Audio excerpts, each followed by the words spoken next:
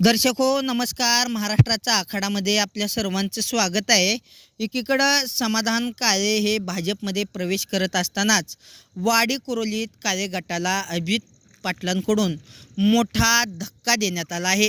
माजी पंचायत समिती सदस्य व माजी सरपंच चंद्रकांत एकनाथ काळे पाटील यांचा राष्ट्रवादीत प्रवेश झाला आहे.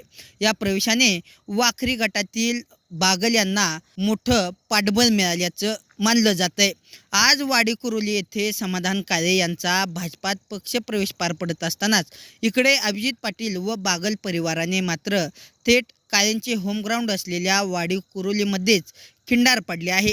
काळे यांचे अत्यंत जवळचे मानले जाणारे वाडी कुरोलीचे ज्येष्ठ व दिग्गज नेते चंद्रकांत पाटील यांनी आज अभिजित पाटील यांच्या उपस्थितीत राष्ट्रवादीत प्रवेश केला आहे. एकीकडे काळे यांचा प्रवेश सुरू असतानाच दुसरीकडे पाटील यांच्या या प्रवेशाने काळे यांना एक प्रकारे धक्काच मानला जात आहे.